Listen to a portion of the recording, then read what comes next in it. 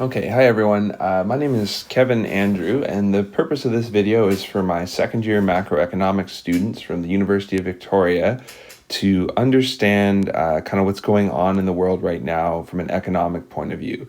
So not from a public health point of view, but from an economic point of view. I want to use the model that I taught in the class to kind of talk about why the central bank and the federal government's responding in the way it is, why these responses maybe aren't working as well as they would in a normal recession. And at the end, I'll talk about what the implications are for the economy, the stock market, and for public policy moving forward. So the first slide here is just a standard aggregate demand, aggregate supply model. You don't really need to know too much about what lives underneath this model to kind of follow along with the story here.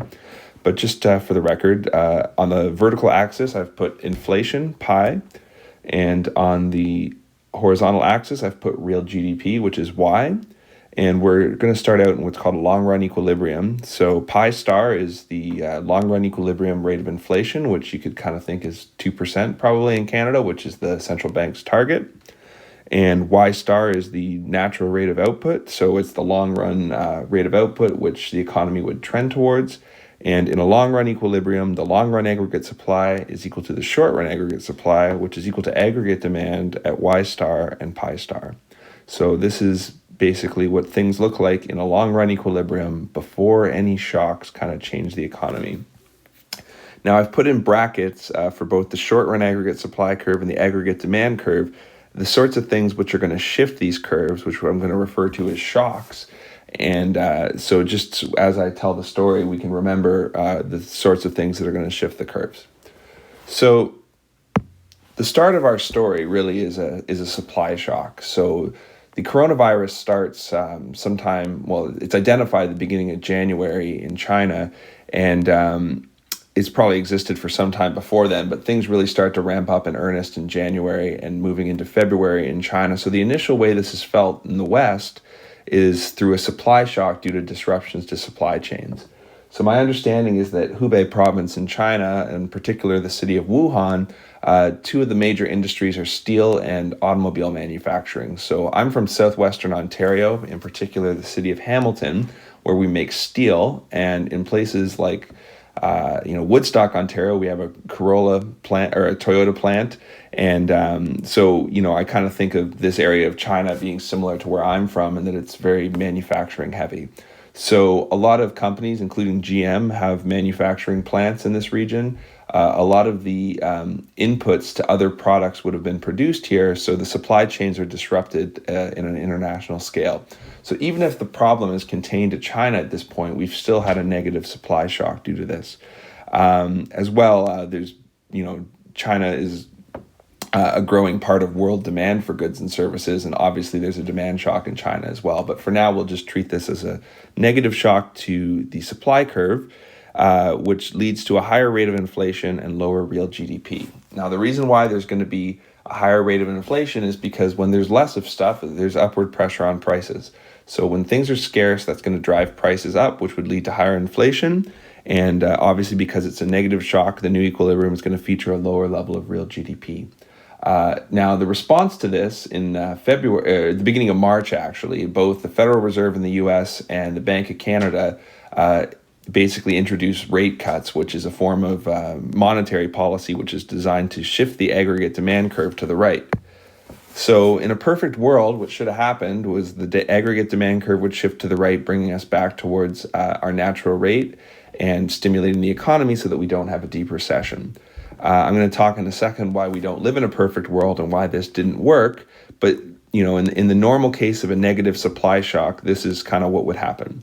So there'd be monetary policy stimulus, which is what happened, I believe, on March 6th. There was a rate cut in Canada, and recently there was an emergency rate cut, so we're almost at the zero lower bound. And now that we're at the zero lower bound, there's calls for fiscal stimulus, but I'm going to talk about why that isn't working in a second. So basically, the reason why this isn't working, if we go back to our initial kind of intermediate equilibrium here, the problem is, even though fiscal stimulus and loose monetary policy are meant to shift the aggregate demand curve to the right, The way that we would do that is by encouraging businesses to invest more and households to spend more money. The problem is households are being asked to stay home right now, and businesses are asked to not call their employees into work and to limit the working environment to essential services. So really, all the stuff that businesses and households would normally do to counteract the recession, they can't do because of the public health emergency. So in essence, what we've seen is a massive negative demand shock at the same time that there's been a negative supply shock, which basically leads to a new equilibrium where it's not really easy to say whether the pressure on prices is up or down, but what is for certain is that real GDP is much lower. Now, obviously, we haven't got there yet because real GDP is measured, in a quarterly fashion, so we haven't got the measurements for this quarter yet, but this is what the stock market's reacting to.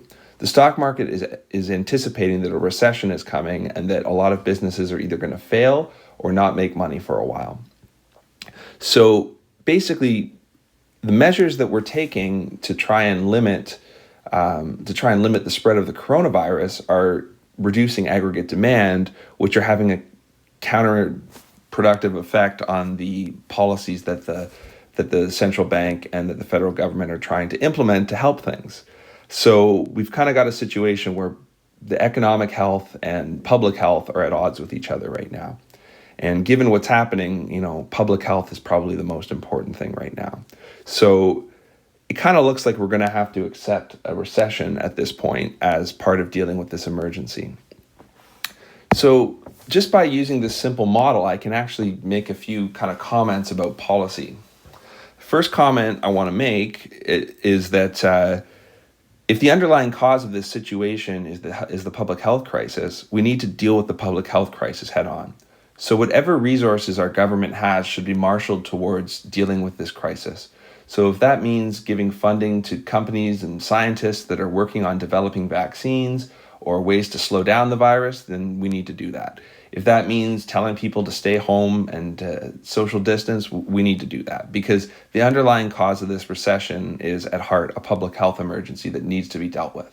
So we don't want to just, lower interest rates blindly. It's good that interest rates are lower, but that's just not going to fix this. And neither is the normal type of fiscal stimulus that we would do, because normally you'd invest in things like construction projects and stuff like that, but we can't really do that right now. So the fiscal response needs to be designed in such a way basically to limit the impact on those most vulnerable above us. This means essential workers, so people at grocery stores who need childcare. This means nurses, this means doctors. Anyone who needs to go to work and take an extra risk right now might need some help if they get sick. As well, people who are living near the poverty line are at risk right now of really struggling. So we need to make it possible to still help those most vulnerable above us through this fiscal stimulus package to make sure that whatever negative effects we have on the economy are going to be borne by those who are best able to bear them. And the last thing I'd say is I think we need to be ready to start taking control of the supply chain similar to how would we be done during wartime. So certain goods like food, medical supplies, prescriptions, things like this are going to be essential. And anything that's essential, I think the federal government probably is already starting to think about what powers they have to basically make the production of some goods and services mandatory. In the same way that people, that a plant during World War II might have been told to stop making cars and start making tanks, we might need to convert certain factories and to set up certain means of producing staple groceries in this country. And maybe we'll even see some form of rationing before this is all said and done. So the thing I'm really trying to emphasize here is that this is a very unique situation. There's no way there's no part of our textbook which talks about this sort of public health emergency and what a recession might look like from it. Yet we can still use the model that I taught you to try and make some sense of it, as well as why the government initially did what they did, why the markets didn't like it because they realized that it wasn't going to work because of all this social distancing. And we can also kind of come pretty quickly to a set of policy recommendations that actually look very similar to what governments in both the US and Canada are doing. Anyways, I hope this video was interesting to students who have lots of time to think about economics now that they're home practicing good social distancing. look after yourselves. Bye-bye.